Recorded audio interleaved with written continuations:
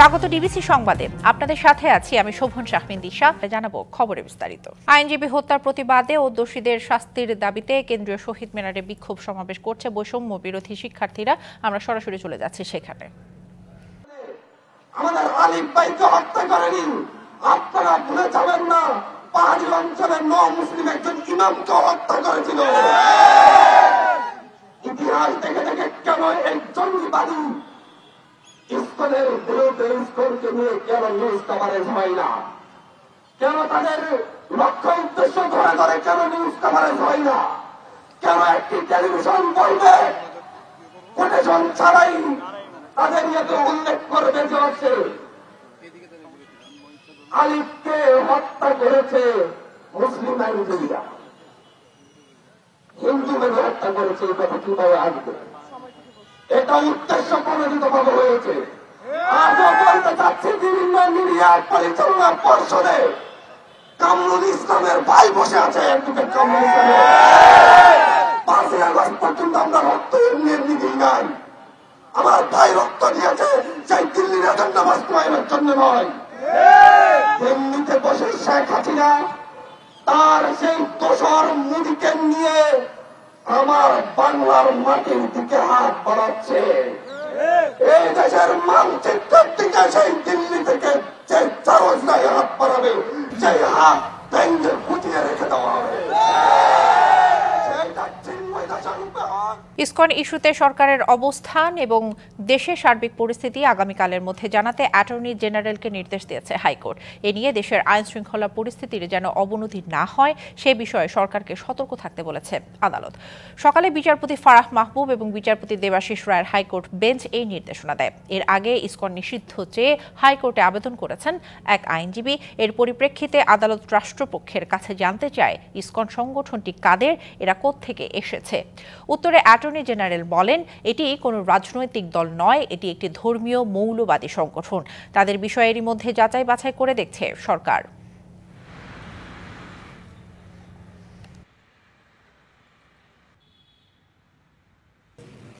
ইসকনের ইস্যুটা যেটা, এটা দুর্ভাগ্যজনক। যে আইনজীবী এটা এনেছেন তার হৃদয়ে যে রক্তক্ষরণ হচ্ছে, এই রক্তক্ষরণ বাংলাদেশের 18 কোটি মানুষের হৃদয়েই হচ্ছে।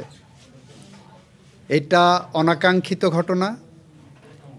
এই ঘটনা একটি ক্রিমিনাল অফেন্স। সরকার গুরুত্ব সহকারে এই ঘটনাটিকে দেখছেন এবং এইটার যথাযথ আইনি পদক্ষেপ সরকার নেবেন। আদালত চত্বরে আইনজীবী হত্যার বিচারের পাশাপাশি শিক্ষা প্রতিষ্ঠানে সংঘাত বন্ধের কার্যকর পদক্ষেপ নেওয়ার দাবি জানিয়েছে ছাত্র ইউনিয়ন এবং সমাজতান্ত্রিক ছাত্র ফ্রন্ট। সকালে ঢাকা বিশ্ববিদ্যালয়ের রাজু ভাস্কর্যের সামনে সমাবেশে দেশে চলমান পরিস্থিতি নিয়ে নিজেদের মতামত তুলে ধরেন বক্তারা। আগামীতে আর কোনো অনাকাঙ্ক্ষিত ঘটনা যাতে না ঘটে সেই বিষয়টি নিশ্চিত করার দাবিও জানান তারা। পাশাপাশি শিক্ষা প্রতিষ্ঠানের গণতান্ত্রিক পরিবেশ নিশ্চিত করা এবং ছাত্র সংসদ নির্বাচন কার্যকর করারও দাবি জানানো হয়। যারা এই শিক্ষা প্রতিষ্ঠানগুলিতে হামলা চালিয়েছে এবং যারা মদত জুগিয়েছে তাদেরকে চিহ্নিত করে আইনের আওতায় নিয়ে আসতে হবে। যারা উস্কানিদাতা, যারা মদতদাতা, তাদেরকে চিহ্নিত করবেন, বিচার করবেন এবং আগামীতে যাতে এই ধরনের কোনো ঘটনা না ঘটে সেই বিষয়টা নিশ্চিত করবেন। মানুষের যে বৈষম্য সৃষ্টি হয়েছে পাহাড় সম, সেই বৈষম্যকে আমরা বিলোপ করতে চেয়েছি। আমাদের বুকে আশা আছে, আমাদের বুকে স্বপ্ন আছে, সেই স্বপ্ন নিয়েই আমরা রাজপথে লড়াই করছি। ধর্মকে ব্যবহার করে উন্মাদনা সৃষ্টি এবং দেশকে অস্থিতিশীল করে বিভাজনের দিকে ঠেলে দেওয়া হচ্ছে বলে মন্তব্য করেছেন বিএনপি মহাসচিব মির্জা ফখরুল ইসলাম আলমগীর। জাতীয় প্রেস ক্লাবের সামনে এক অনুষ্ঠানে তিনি এসব কথা বলেন। এমন কোনো বক্তব্য দেওয়া যাবে না যা জাতিকে বিভাজিত করবে। প্রেস ক্লাবে অন্য এক অনুষ্ঠানে বিএনপি চেয়ারপারসনের উপদেষ্টা জয়নুল আবেদিন ফারুক বলেন, কোনো রাজনৈতিক দলই ধর্মের নামে ষড়যন্ত্র চায় না। জাতীয় প্রেস ক্লাবের সামনে ছাত্র জনতা নাগরিক ঐক্য পরিষদ আয়োজিত বেগম খালেদা জিয়া ও বিএনপির ভারপ্রাপ্ত চেয়ারম্যান তারেক রহমান সহ রাজনীতিবিদদের সকল মিথ্যা মামলা প্রত্যাহারের দাবিতে অবস্থান কর্মসূচি। কর্মসূচিতে বিএনপি চেয়ারপারসনের উপদেষ্টা জয়নুল আবেদিন ফারুক বলেন, কোনো রাজনৈতিক দল ধর্মের নামে ষড়যন্ত্র চায় না। বাংলাদেশে কোনোদিনও আমরা সেই সাম্প্রদায়িকতা সৃষ্টি করে অস্থিরতার সৃষ্টি করে কোনোদিন এই সরকার আমরা চাই না এই সরকার করুক, কিন্তু উস্কানি দিচ্ছেন আপনার দেশে বসা সেই শেখ হাসিনা, যার বিরুদ্ধে 500 অধিক মামলা। জাতীয় প্রেস ক্লাবে স্বৈরাচারের পতন, গণতান্ত্রিক আন্দোলন ও রাষ্ট্র গঠনে চিকিৎসক সমাজের ভূমিকা শীর্ষক আলোচনা সভায় বিএনপির মহাসচিব মির্জা ফখরুল ইসলাম আলমগীর অন্তর্বর্তীকালীন সরকারের এই অল্প দিনেই দেশের এমন অস্থিরতায় উদ্বেগ প্রকাশ করেন। নিন্দা জানান প্রথম আলো ও ডেইলি স্টার সহ গণমাধ্যমে হামলার। 3 মাসও যায়নি, এখন একজন আরেকজনের বুকে রক্ত ঝরাচ্ছে। 3 মাসও যায়নি, এখন পত্রিকা অফিস পুড়িয়ে দেওয়া হচ্ছে, আক্রমণ করছে। কোন বাংলাদেশ? আমরা কি 5 তারিখের আগেই বাংলাদেশকে চিনতাম? কোথায় সমস্যাটা, কোথায়? আমি বলেন, জাতিকে যারা বিভাজনের দিকে ঠেলে দেয় তারা মিত্র নয়, শত্রু। আপনি চিন্তা করতে পারেন ধর্মকে কেন্দ্র করে কি উন্মাদনা শুরু হয়েছে বাংলাদেশে। আপনারা গভীরভাবে চিন্তা করবেন যে আজকে বিভাজনের দিকে ঠেলছে, অনেকের দিকে ঠেলছে, তারা আমাদের আসলে শত্রু না মিত্র। বিএনপি গণতন্ত্রে বিশ্বাস করে জানিয়ে সব ষড়যন্ত্র মোকাবেলায় মানুষকে ঐক্যবদ্ধ থেকে প্রতিরোধ গড়ে তোলার আহ্বান জানিয়েছেন দলের নেতারা। বিভাজনের কাছে আপনারা কখনো মাথা নোয়াবেন না। Bijon Kumar Das, DBC news, Dhaka. Zia charitable trust দুর্নীতি মামলায় বিএনপি চেয়ারপারসন বেগম খালেদা জিয়া সহ সব আসামিকে খালাস দিয়েছে আদালত। এ রায়ে 7 বছরের দণ্ড থেকে খালাস পেলেন বেগম খালেদা জিয়া।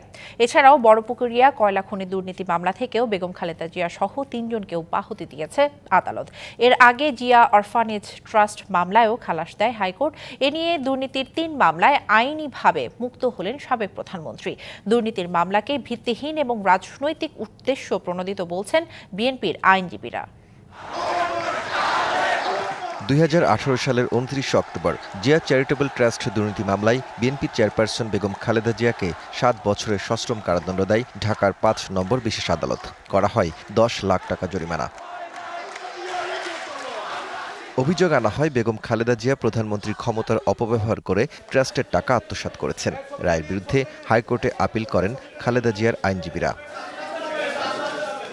6 বছর পর আপিল শুনানির উদ্যোগ নেন বেগম খালেদা জিয়ার আইনজীবীরা। বুধবার বিচারপতি একেএম আসাদুজ্জামান ও বিচারপতি সৈয়দ এনায়েত হোসেনের হাইকোর্ট বেঞ্চে আপিল শুনানির পর সব আসামিকে খালাস দেওয়া হয়। দুদক বুঝাতে চেয়েছেন যে বেগম খালেদা জিয়া তার ক্ষমতার অপব্যবহার করেছেন। কোনো এভিডেন্স আসে নাই যে বেগম খালেদা জিয়া তার ক্ষমতার অপব্যবহার করেছেন। রাজনৈতিকভাবে হেয় করতে বেগম খালেদা জিয়াকে দণ্ড দেওয়া হয়, অভিযোগ করেন তার আইনজীবীরা। দেশনেত্রী বেগম খালেদা জিয়াকে রাজনৈতিকভাবে হয়রানি করার জন্য এবং দলকে ক্ষতিগ্রস্ত করার জন্য এই অসৎ উদ্দেশ্য নিয়ে মামলাটা দায়ের করেছিলেন। তখন তিনি বলেছিলেন, এই মামলায় আমি নির্দোষ, যারা অবিচার করবে তারাও একদিন বিচারের মুখোমুখি হবেন। তো আজকে দেশনেত্রী বেগম খালেদা জিয়া 2018 সনের সেই আর্জ আজকে প্রমাণিত হয়েছে। এ নিয়ে দুদকের আইনজীবী জানান, বেগম খালেদা জিয়া ট্রাস্ট থেকে কোনো টাকা আত্মসাৎ করেননি, অভিযোগ সঠিক ছিল না। টোটাল কেসে 32 সাক্ষীর মধ্যে শুধু এফআইআর বা চার্জে বললেই হবে না ক্ষমতার অপব্যবহার, এইটাকে সাক্ষী দিয়ে প্রমাণ করতে হবে। টোটাল কেসে একটা কোথাও নাই যে ক্ষমতার অপব্যবহার হয়েছে। 5ই আগস্ট শেখ হাসিনা সরকারের পতনের পর 6ই আগস্ট রাষ্ট্রপতি বেগম খালেদা জিয়াকে দুর্নীতির 2টি মামলায় দণ্ড মওকুফ করেন। এরপর আদালত থেকে বিচারিকভাবে বেগম খালেদা জিয়াকে মুক্ত করার সিদ্ধান্ত নেওয়া হয়। Daud Khan, DBC news, Dhaka. উন্নত চিকিৎসায় যুক্তরাষ্ট্র যেতে ভিসার জন্য ঢাকায় মার্কিন দূতাবাসে আঙ্গুলের ছাপ দিলেন বিএনপি চেয়ারপারসন বেগম খালেদা জিয়া। দুপুর 2:22 নিজ বাসভবন ফিরোজা থেকে দূতাবাসে যান তিনি। ডিসেম্বরের শুরুর দিকে বিএনপি চেয়ারপারসন যুক্তরাজ্য যাবেন। লন্ডনে রয়েছেন তার বড় ছেলে বিএনপির ভারপ্রাপ্ত চেয়ারম্যান তারেক রহমান। যুক্তরাজ্য থেকে পরে উন্নত চিকিৎসার জন্য যুক্তরাষ্ট্র বা জার্মানিতে যেতে পারেন বেগম খালেদা জিয়া। সেজন্য যুক্তরাষ্ট্রের ভিসার জন্য আবেদন করেন তিনি। 78 বছর বয়সী সাবেক এই প্রধানমন্ত্রী দীর্ঘদিন ধরে আর্থ্রাইটিস, ডায়াবেটিস, উচ্চ রক্তচাপ, কিডনি হৃদরোগ ও লিভার সিরোসিস সহ নানা রোগে ভুগছেন। অতীতে নির্বাচনে কোটি টাকার বিনিময়ে মনোনয়ন বাণিজ্য, পক্ষপাতদুষ্ট ব্যক্তিদের দিয়ে নির্বাচন পর্যবেক্ষণ করা সহ নানা অনিয়ম ছিল, এমন অভিযোগ করেছেন নির্বাচন ব্যবস্থা সংস্কার কমিশনের প্রধান বদিউল আলম মজুমদার। বলেন, এই অনিয়ম বন্ধে জোর সুপারিশ করবে কমিশন। সকালে জাতীয় সংসদ ভবনে ক্ষুদ্র নৃগোষ্ঠী, পিছিয়ে পড়া জনগোষ্ঠীর সঙ্গে মতবিনিময়ের আয়োজন নির্বাচন ব্যবস্থা সংস্কার কমিশনের। হামলা বন্ধ ও এলাকাভিত্তিক নিরাপত্তা নিশ্চিত করা সহ অনেকগুলো সুপারিশ তুলে ধরা হয় এই মতবিনিময় সভায়। নারী আসনের সাথে সংরক্ষিত আদিবাসী আসন করে দেওয়া যায় কিনা, তাহলে তাদের প্রতিনিধিত্বটা নিশ্চিত হয়ে যাচ্ছে। আমাদের দলিতদের যে প্রতিনিধিত্বের যে জায়গাটা, দলিত হরিজন তাদের যে প্রতিনিধিত্বের জায়গাটা, সেটা আমরা কোনোভাবে দেখতে পারি না। মারপিট করা হয়, ককটেল ফাটানো হয়, বোম ফাটানো হয়, এটার সাথে কিন্তু জাতীয় আদিবাসী বা আপনার আদিবাসী বা এরা কিন্তু এখানে নেই, দলিতরা কিন্তু এখানে নেই। এরা কারা আছে? পার্টির যারা আপনার মাসলম্যান তারাই কিন্তু আছে। সুতরাং এই প্রিজাইডিং অফিসার বা নিয়োগপ্রাপ্ত অফিসার কারা কোথা থেকে আসে সেটা স্বচ্ছতার সাথে নির্বাচন কমিশনকে দেখা উচিত। কমিশনের প্রধান ডক্টর বদিউল আলম মজুমদার বলেন, বিগত দিনগুলোতে নির্বাচনে কোটি টাকার বিনিময়ে মনোনয়ন বাণিজ্য, পক্ষপাত দুষ্ট ব্যক্তিদের দিয়ে নির্বাচন পর্যবেক্ষণ করা সহ নানা অনিয়ম ছিল। বহু ব্যক্তি অতীতে নির্বাচনী অপরাধ করেছে, চারদিকে ঘুরে বেড়াচ্ছে, কারণ কাউকে বিচারের আওতায় আনা হয়নি। তো এই ব্যাপারে আপনাদের মতামত চাই। নির্বাচনী যে অদৃশ্য ব্যয়, এটা হলো সেই মনোনয়ন বাণিজ্য, কোটি কোটি টাকা ব্যয় হয়। পক্ষপাত দুষ্ট ব্যক্তিদেরকে দিয়ে নির্বাচন পর্যবেক্ষণ করানো হয়েছে, বাইরে থেকে আনা হয়েছে। আপনাদের মতামত আমরা এই সম্পর্কে জানতে চাই। নির্বাচন ব্যবস্থা সংস্কার কমিশনের প্রধান বলেন, এসব প্রস্তাব বাস্তবায়ন করবে সরকার, কমিশন কেবল সুপারিশ করবে। আমরা জাতীয়ভাবে পরিচিতদের পরিবর্তে আমরা যে তৃণমূলের নেতাদেরকে, প্রতিনিধিদেরকে আনার চেষ্টা করেছি, কারণ আমরা তৃণমূলের কণ্ঠ যেন শুনতে পাই, তৃণমূলের মতামত যেন আমরা পাই। Farhana Juthi, DBC news, Dhaka. যাত্রাবাড়ী থানার হত্যা মামলায় সাবেক আইনমন্ত্রী আনিসুল হককে আবারও 3 দিনের রিমান্ডে নেওয়া হয়েছে। এছাড়া রাজধানী বিভিন্ন থানায় হত্যা মামলায় সাবেক মন্ত্রী অ্যাডভোকেট কামরুল ইসলামকে 3 দিন এবং সোলাইমান সেলিমকে 4 দিনের রিমান্ডে নেওয়া হয়েছে। শুনানিতে রাষ্ট্রপক্ষের আইনজীবী জানান, আসামিরা জুলাই আগস্ট জুড়ে গণহত্যা চালিয়েছে, কোনোভাবেই এর দায় তারা এড়াতে পারেন না। একই সাথে রিমান্ড আবেদনের পক্ষে যুক্তি তুলে ধরে প্রসিকিউশন বিভাগ। অপরদিকে আসামি পক্ষের আইনজীবীদের দাবি, রাজনৈতিক পদবি থাকায় সব মামলায় আসামি করা হয়েছে তাদের। এছাড়া দীপু মনি, জোনায়েদ আহমেদ পলক, সাবেক আইজিপি চৌধুরী আবদুল্লাহ আল মামুন, সাদেক খান, হাসানুল হক ইনু, রাশেদ খান মেননকে একাধিক মামলায় গ্রেপ্তার দেখানোর আবেদন করেন তদন্ত কর্মকর্তারা।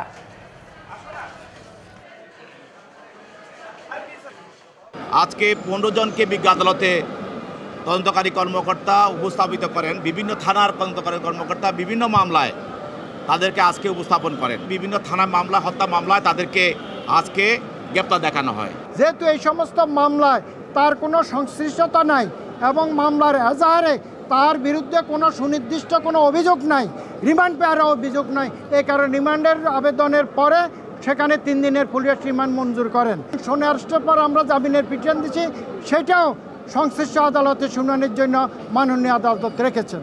নিত্যপণ্যের বাজারে অনেকটাই স্বস্তি ফিরছে বলে দাবি করেছেন অর্থ উপদেষ্টা ডক্টর সালেহ উদ্দিন আহমেদ। সচিবালয়ে সরকারি ক্রয় ও অর্থনৈতিক বিষয় সংক্রান্ত উপদেষ্টা পরিষদ কমিটির সভা শেষে এই মন্তব্য করেন তিনি।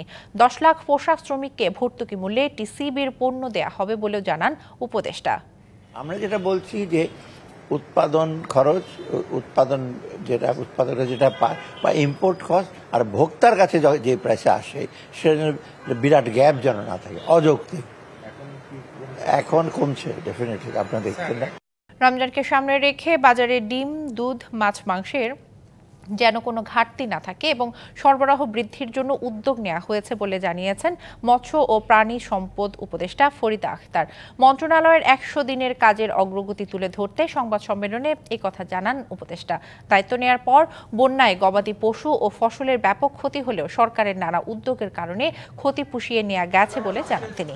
বলেন, ক্ষতিগ্রস্তদের কৃষি ঋণ, খামারিদের ভর্তুকি দেওয়ার পাশাপাশি মধ্যস্থতাকারীদের বাদ দিয়ে সরাসরি খামারিদের কাছ থেকে ডিম সংগ্রহ করে গ্রাহকদের পৌঁছে দেওয়ার উদ্যোগ নেওয়া হয়েছে।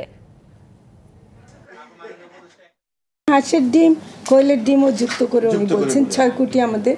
আসলে তো হাঁসের ডিমও তো আমরা অ্যাড করতে পারি। হ্যাঁ, ঢাকায় যে দামের ব্যাপারটা ওটা সবটা মানে স্বাভাবিক না, এটার মধ্যে সিন্ডিকেট অবশ্যই আছে এবং হাত বদল আছে। হেমন্তে সকালে অপরূপ রূপ খেলা করে পাহাড়ে। কুয়াশার পর্দা ভেদ করে ভেসে বেড়ায় মেঘের ভেলা। ভোরে সূর্যের আলো হালকা লালচে রঙে ঝিলিক দিলে শুরু হয় জীবনযুদ্ধ। এর মাঝেও প্রকৃতির রূপ উপভোগ আর রসনাবিলাসেই পূর্ণতা মেলে মানব সত্তার। শীতের পরশ লাগছে গায়ে, উষ্ণতা বিলীন হয়েছে চুপিসারে, মেঘের ওরাওরি পাহাড়ে পাহাড়ে। কুয়াশার চাদর ভেদ করে আলগোছে মুখ তুলে রবির কিরণ জানান দিচ্ছে উপস্থিতি। ততক্ষণে মন ভিজেছে মিহি কুয়াশায়। সেই মায়া জড়ানো সকালে রাখালের ছোটাছুটি গরু ছাগলের পাল নিয়ে। আড়মোড়া ভেঙে শিশির ভেজা কাক ভরে ফসলের মাঠে কিষানের চাঞ্চল্যের আরম্ভ তখন থেকেই। হিমমাখা সকালে প্রাণ ভরে দেওয়া আবহাওয়া আর পাহাড়ি জনপদে শরীরচর্চার দৃশ্যও চোখে পড়ার মতো। মেঘ এবং কুয়াশার হাতছানি, সকালবেলা মর্নিং ওয়াক করতে বের হই। এই শীতের সকালে মর্নিং ওয়াক করলে সারাটা দিন খুব সতেজ যায়। কুয়াশাচ্ছন্ন সকালে বলে হাঁটার মজাই আলাদা, তাই আমরা প্রতিদিন সকালে হাঁটতে বের হই। এত সব আয়োজনের সাথে পাহাড়ি পিঠায় জমে ওঠে রসনাবিলাস। কুয়াশা ঘেরা সকাল দিয়ে শুরু, দিনমান সমস্ত আয়োজনের পর বিকেল নেমে আসে ক্লান্ত অবসন্ন অবয়বে। তখন সবকিছু বড়ই নিস্তরঙ্গ। সন্ধ্যার পর অন্ধকার গ্রাস করার আগেই পথিক পৌঁছে যেতে চায় গন্তব্যে। লিখনকান্তি ভৌমিক, ডিবিসি নিউজ ডেস্ক। ওয়ানডেতে নিজেদের সবচেয়ে বড় জয় পেল বাংলাদেশ নারী দল। আয়ারল্যান্ডের সাথে 3 ম্যাচ সিরিজের প্রথম ম্যাচে 154 রানে জিতেছে নিগার সুলতানা জ্যোতির দল। শুরুতে ব্যাট করে দলীয় সর্বোচ্চ 252 রান সংগ্রহ করে বাংলাদেশ। জবাবে 98 রানে অল আউট হয়ে যায় আয়ারল্যান্ডের মেয়েরা। ব্যাটিং, বোলিং আর ফিল্ডিং সব মিলিয়ে দুর্দান্ত একটা দিন পার করলো বাংলাদেশের নারী ক্রিকেট দল।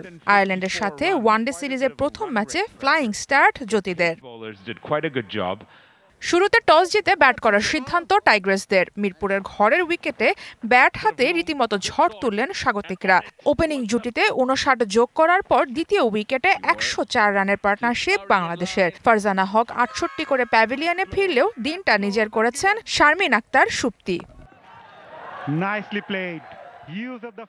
14-4-এ নিজের ইনিংস সাজানো সুপ্তি আউট হয়েছেন 96 রান করে।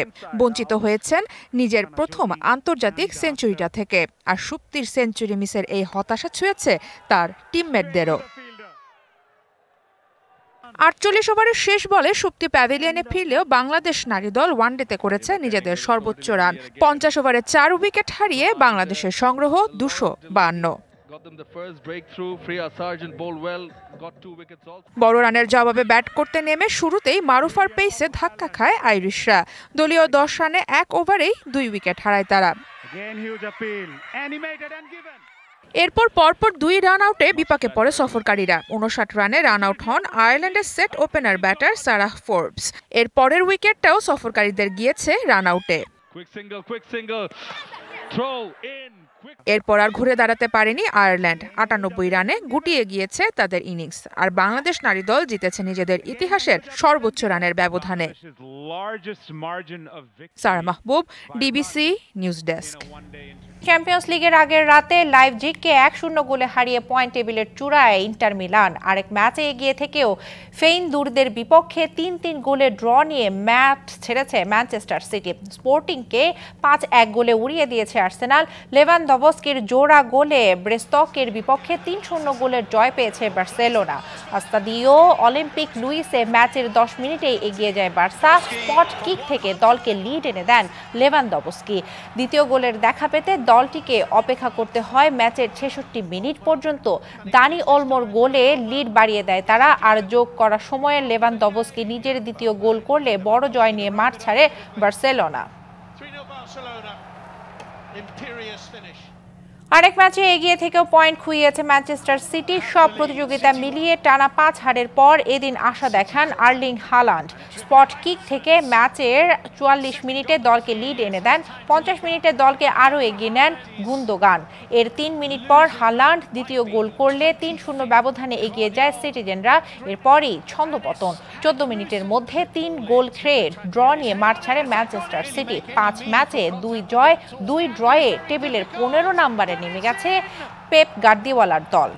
সংবাদ এই ছিল এখনকার মতো। ডিবিসি নিউজের সংবাদগুলো পড়তে ভিজিট করুন dbcnews.tv আর ভিজিট করুন ডিবিসি নিউজের ফেসবুক পেজ এবং ইউটিউব চ্যানেল। ডিবিসির সঙ্গেই থাকুন।